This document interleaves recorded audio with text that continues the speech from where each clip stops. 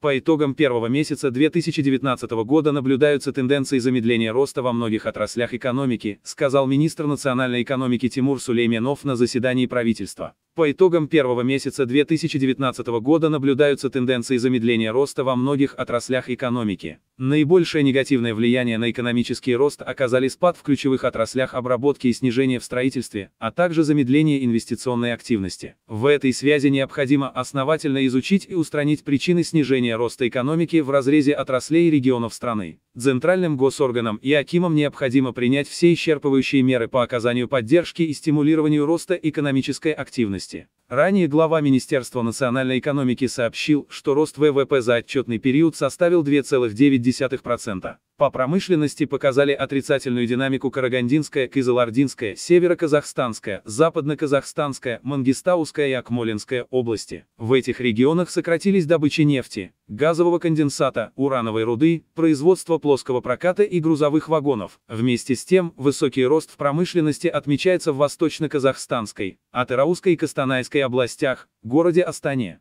По строительству 6 регионов продемонстрировали отрицательный рост. Это Астана, Акмолинская, Северо-Казахстанская, Кызылординская, Мангистауская и Западно-Казахстанская области. Спад в регионах министр связывает со снижением работ по строительству фабрики по переработке техногенных минеральных образований, многофункционального комплекса, нефтяных и газовых магистральных трубопроводов, жилых и промышленных зданий, объектов образования. Подводя итоги, премьер-министр Казахстана Бакытжан Сагентаев поручил Кабмину активизировать работу в проблемных участках. По итогам января, видно из докладов, начинает небольшое замедление роста экономики. Только начало года. Мы можем активизировать работу в Кызылорде, Западно-Казахстанской области и Астане идет замедление темпов строительства. Начало года, уважаемые коллеги, необходимо взять на контроль все эти направления.